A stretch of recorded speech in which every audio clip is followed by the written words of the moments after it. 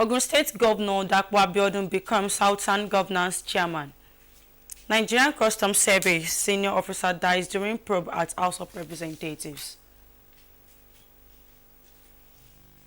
Good evening, you're welcome to NTA Jebudi News at 7. I am Titi Layoke. Thanks for staying with us. Now, the news and details. Global Alliance will be making a case for the inclusion of responsible communication in line with the 18th goal of the Sustainable Development Goals, given its importance.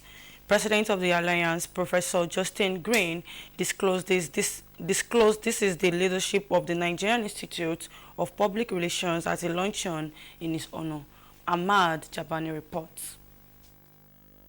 The luncheon put together by the President, Nigerian Institute of Public Relations, Ike Nialeaku, in honor of the President of the Global Alliance, Professor Justin Green, provided public relations experts an opportunity to interact in a more relaxed atmosphere. Aside that, some important issues discussed were the strengthening of the relationship between the Global Alliance and the NIPR, as both parties agreed to collaborate and support each other in any way possible. The Nigerian Institute of Public Relations desires to work very closely with Global Alliance. That's why we came to you and requested that you support us to establish the Public Relations and Leadership Academy in September 2024, leading to the establishment of Public Relations and Leadership University in September 2026. We're going to be there for them. We're going to be there every day of the year, 365, because our role is to assist them in every way possible to ensure that responsible communication, ethical communication, is at the top of everyone's hit list. Professor Green said, knowing the essence of adopting responsible communication the world over is crucial, as is all that people do, act or say. He informed his host of making a request at the UN General Assembly to add responsible communication as the 18th goal of the Sustainable Development. And everyone has a responsibility to ensure responsible communication is not just run by an institute or promoted by a public relations institute. It has to be ingrained in the whole body of government, political systems right around the world. And I think what I've seen here today, Nigeria and NIPR are certainly setting the main steps forward during that. Since you came, you have been, you have seen Nigeria. The pressure we're talking about is beginning to change from whatever you might have heard about Nigeria. This is Nigeria, not what people write out about. You are going to see it yourself firsthand. I want to extend my advocacy that it's something that you also look at on a broader scale. How to help your practitioners, particularly build capacity, to address those issues and to play a greater role in national development. Professor Justin Green is in Nigeria for the Diamond Ceremony celebration of the Nigerian Institute of Public Relations. Hamman Jabani, NTA News. The House of Representatives is set to resume the second section of the 10th Assembly on Thursday, June 27, 2024. Spokesman of the House, Akin Rotimi, in a statement says the Green Chamber has also stated its inaugural legislative open week for Wednesday, 3rd July to Friday, 5th July 2024. The open week is aimed at fostering an open parliament and promoting citizens' engagement in legislative and governance processes. President Bola Tinubu will be special guest of honor for the Legislative Open Week, while all Nigerians are expected to participate. It will be recalled that the House adjourned sittings on June 11, 2024, at the end of its first year, to enable members celebrate the Eid el-Kabir festivities with their constituents. The House of Representatives has announced the death of a senior officer of the Nigerian Customs Service during an engagement with a House committee at the National Assembly. Confirming the incident in a statement, House spokesman Akin Rotimi says the customs officer suddenly developed health complications during the House committee engagement at about 1 p.m. He said despite the immediate and diligent efforts of the responders and medical personnel at the National Assembly Clinic, the custom officer unfortunately passed away. Out of respect for the family, the House spokesman says the officer's name will not be disclosed at this time. He conveys the Green Chamber sympathy to the family, friends, and colleagues of the deceased, assuming that the House stands ready to support efforts to unravel the circumstances surrounding the incident. Condolences to the family. To broaden their knowledge in broadcasting, Gloria Group of Schools students embark on an educational trip to Ijebu-Ode. Zeno Bokweni reports that the excursion is aimed at offering a practical exposure and guidance for the students in their chosen career as broadcasters. The report.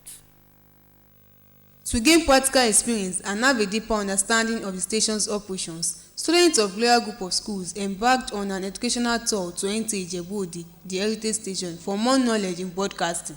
During the tour, the administrative officer, Mr. Kehinde Gbadiyan, enlightened the students about the operations in the station. The engineering personnel also taught them the basic rudiments of transmission as well as operations in both the studio and the control room. The administrative department is the backbone of any organization.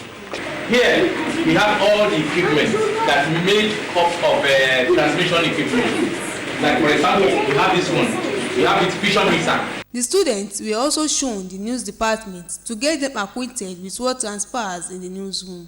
So it is work of the reporter, a correspondent, or a journalist, and you go out and watch and cover the event. The students were thrilled to share their experiences. I learned what the transmitter does, how it transmits news and others into the atmosphere. We learned about all these offices, like the administrative department, the finance department, the marketing department, and the person that is in charge of the NTA. Mrs. Shogbola Adebisi, who accompanied the students, emphasized the importance of media literacy and urged parents to provide their children with such opportunities. And our visit here has been so wonderful.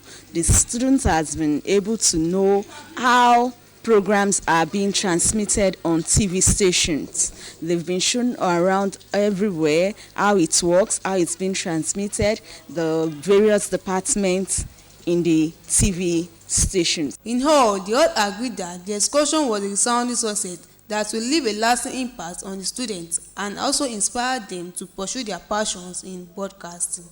In Ijebu-Ode, Zainab Okweni, NTA News. As basic education certificate is coming to an end, authorities of the Federal Capital Territory Education Resource Center have continued to embark on tour of schools. Director FCT ERC Nimat Abdurrahim says this is in view of ensuring that the level of compliance in the fight against malpractice is being followed. Adiza Godwin Ebune reports. While monitoring the conduct of the examination, Director FCT Education Resource Center Nimat Abdurrahim says the essence of monitoring is to ensure that everything is in place. The GSS3 students said the method of the examination has prepared them for a higher class. The NECA exam is not really hard because I know I've studied hard, and also everything is going easy because nobody's cheating and everything is fine, so it's going easy. I know all the papers I've been writing is very easy, and God have been helping me. I've been able to answer all the questions, so through that I believe God will help me, and through that I believe I'll be able to go to the next level. Junior class students also sat for the history subject, which has just been reintroduced to all secondary schools' curriculum. I think history teaches us about the past events of our heroes, people, and the world at large. So I think history is a very important subject to us as students. It was less than I expected, easier than I expected. I read hard, and the one that came out, at least the one that came out, I was able to answer them well. FCT ERC, principals, teachers, and students are all looking forward to a new academic session. Hadiza Godwin Ebune, NTA News. Still on NTA Ijebu-Ode News, we'll be back right after the break. Okay, why don't you hang up? No, you hang up. You're the one who's gonna eat now. You need to hang up now. No, I dare you to hang up. You want me to hang up? You really need to hang up now. No, you hang up, you hang up. No, you hang up. I have to go. You really want me to hang up? Let's switch to a video call so I can see your face. You're looking fine. Now you can hang up. Hang up, Joe. Make your nights memorable with Glow Night Data Bundle. Dial star 312# to start. Power your relentless ambition with ultra-high-speed data. Glow Unlimited. Yeah, welcome back. 6 months after the passing of former Governor Oluwarotimi Akeredolu of Ondo State, the Southern Governors Forum have unanimously nominated Governor Dapo Abiodun of Ogun State as their new chairman. This was at a meeting of Southern Governors Forum held in Abeokuta, the Ogun State capital. Akem Jimo reports. The Southern Governors Forum serves as the collective body for the 17 governors from the Southwest, South-South, and Southeast geopolitical zones of Nigeria. In his acceptance speech after a 5-hour meeting held in Abeokuta, the Ogun State capital, Governor Abiodun pledged to do everything possible to take the forum to the next level. We have discussed a whole wide-ranging number of issues. I first want to thank all the governors, the 17 governors, for coming to Abeokuta today for this meeting, the first meeting in the last about 3 years. It underscores the commitment and the determination to ensure that the southern states occupy their pride of place. Similarly, Anambra State Governor Professor Charles Soludo emerged as vice chairman of the forum. The new leadership of the forum promised that a communique on the outcome of the meeting will soon be made public. While the governors of 13 states attended the meeting in their own capacities, 3 state governors were represented by their deputies, while the Rivers State was absent from the meeting. Governor Dapo Abiodun's emergence as the chairman of the Southern Governors Forum fills the position made vacant by the death of Arakorin Oluwarotimi Akeredolu, former governor of Ondo State. In Abeokuta, Akim Jimo, NTA News. The National Hajj Commission of Nigeria says it still welcomes observations and constructive criticisms on how to improve the annual Hajj operations.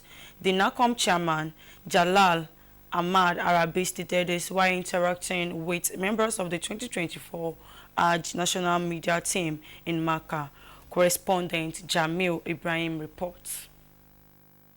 In the Hijaz region of Saudi Arabia, the cave of Hira sits on the Jabal Nur, a mountain at a height of 634 meters. It is 4 kilometers away from the Holy Kaaba and overlooks the north, with its entrance pointing directly towards the Kaaba. As journalists, it was an honor to visit the cave where Prophet Muhammad beamed the light of Islam before spreading its call to the entire universe.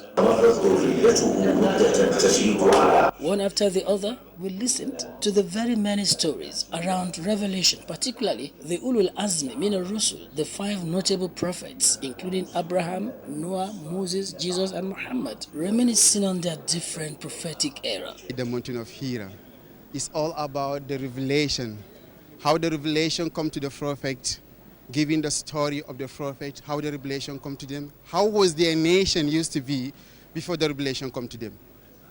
Deviated, misguided, shedding blood, confused on the fundamentals of life and religion.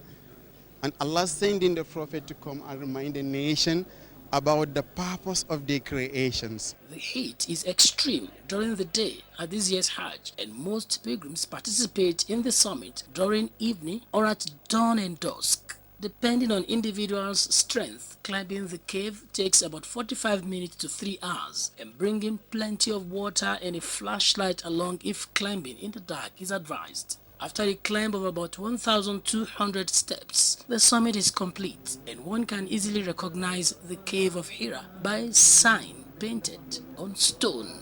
It's my first time to go in this place, and I feel excited, and like Alhamdulillah, it's a place that we know that it's a historical moment for Islamic person. As a guest of Allah, it's a beautiful.